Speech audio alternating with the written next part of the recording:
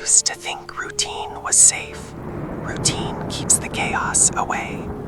My neighbor, Mr. Grell, he was a man of routine.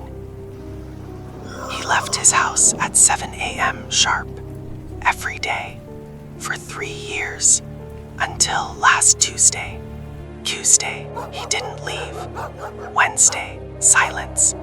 By Friday, the curiosity was eating a hole in my brain.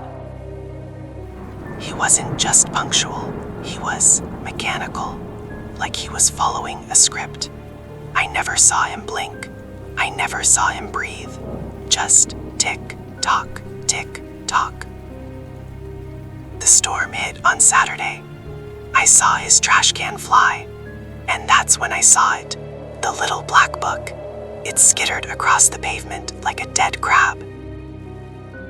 I shouldn't have gone out there. I shouldn't have touched it. But I was bored. God, I was so bored. It felt heavy, heavier than paper should be. It was a schedule, but not for work. 6 a.m., stare at the wall. 7:30 a.m., sharpen the teeth. 8 a.m., feed the thing in the basement. Who writes this? I flipped to today, to right now. 2:15 p.m., the neighbor across the street steals the schedule. My blood froze. That's me. I'm the neighbor. 2:16 p.m., he looks out the window. I didn't want to look. My head moved on its own. And there he was, smiling. He wasn't looking at me. He was looking at the time. I tried to burn it. It wouldn't burn.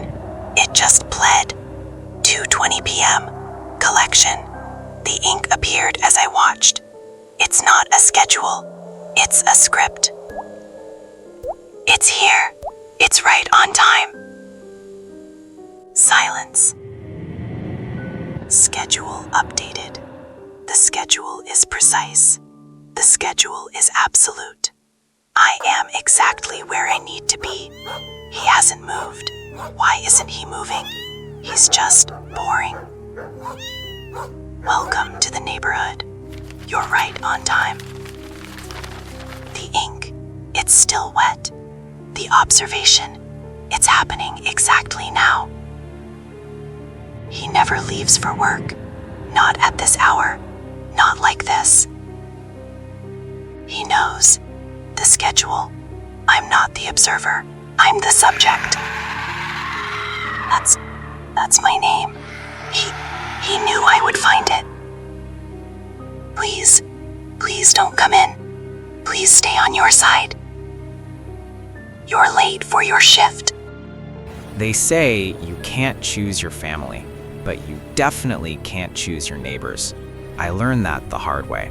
His name was Mr. Grimaldi. He didn't move like a person. He moved like a collection of sticks trying to pretend they were human. He only came out at night, and he always brought things inside. Heavy things, dripping things. First, it was the mailman, Mr. Henderson, then the pizza guy. The neighborhood was getting quieter, but Grimaldi's house was getting louder. The smell hit on Tuesday. It wasn't like garbage. It smelled like a barbecue gone wrong. Sweet, coppery, and thick. I had to know. I checked his trash. No leftovers, no wrappers. Just this. A femur. Polished clean. Curiosity didn't kill the cat. The neighbor ate it. But I was stupid. I went closer. The basement wasn't a storage room. It was a pantry. And we were the groceries. He saw me. I ran faster than I ever had. I thought I made it. I thought the lock would keep him out. Ah, Leo, do wash your hands. I'd hate for you to spoil the flavor. Mom? Dad? Why won't you look at me? The secret is in the preparation, Leo. It requires sacrifice. No, let me out. But Leo, you're the special guest. He wasn't human. The man I called neighbor was just a mask. And now, the mask was coming off. The stories were true. The disappearances, the packages. He wasn't just a killer. He was hungry. I realized too late. I wasn't his guest. I was the main course. When Ryan moved into his new one-bedroom apartment, the only sound he really noticed was the printer. It came with the place, a dusty old inkjet shoved into a corner of the living room. And every now and then it would whir and click like it was trying to wake up, even though his computer wasn't hooked up to it. The first time it printed on its own, it was 1:30 in the morning. Ryan was half asleep on the couch with the TV on mute when the printer suddenly came to life, grinding and coughing out a single sheet of paper. He sat up, heart pounding, watching it spit into the tray. The paper was a little crooked, the ink slightly streaky, but the headline was clear: missing. Underneath was a grainy black and white photo of a young man in his 20s, dark hair, tired eyes, wearing the same cheap jacket Ryan had just hung by the door. The name at the bottom made his mouth go dry. Ryan Cole, last seen, April 12. He checked the date on his phone. It was April 12. For a long minute he just stood there, listening to the quiet hum of the building. Then he laughed nervously and told himself it had to be some kind of glitch. Maybe the landlord had left a test page in the print queue. Maybe someone's wireless signal was messing with it from next door. The next morning, he brought the page to the leasing office. The manager, a guy in his 40s with a coffee stain on his tie, frowned at it and said, "We don't use printers in the units. Previous tenant probably left that junk. Toss it. It's an old date anyway." But the date wasn't old. Ryan pointed at it and said, "That's today." The manager glanced again, his face stiffening for a second before he forced a laugh. "Probably a typo. Look, if it bothers you, unplug it. We're not responsible for leftover electronics."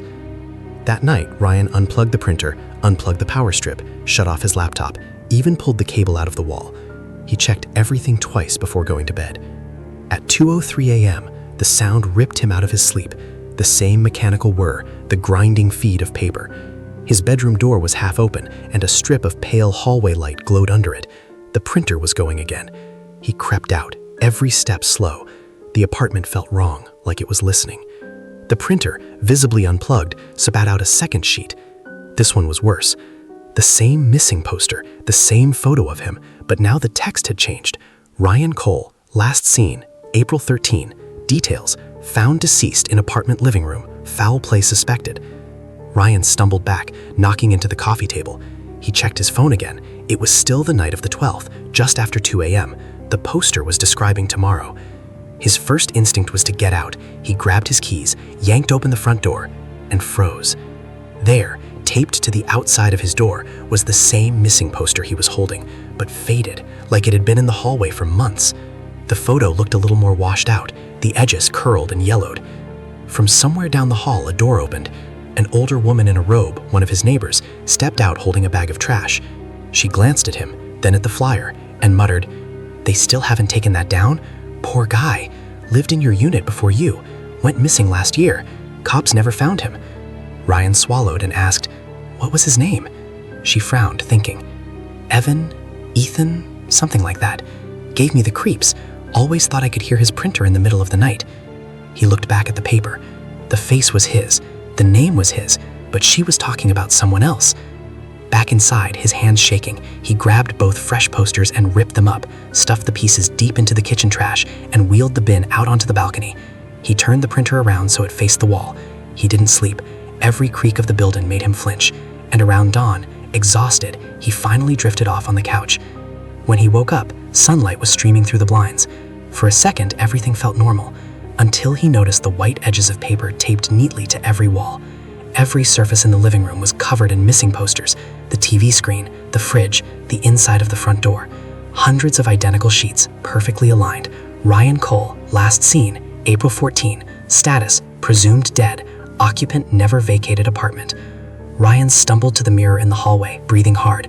His reflection stared back, pale and shaking, until the image seemed to separate, like another face was trying to sit under his. For a split second, he saw a different version of himself. Same features, but hollower eyes, clothes dirty, skin a little gray, like a body pulled out of a river. That version of him looked directly into his eyes and smiled weakly. "We already went missing," it whispered in his voice. "You're just catching up."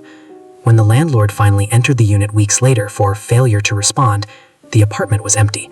No furniture, no personal items, no forwarding address. The only thing left was the printer in the corner, plugged back into the wall, humming softly. On the tray sat a single fresh page. Missing. Next occupant.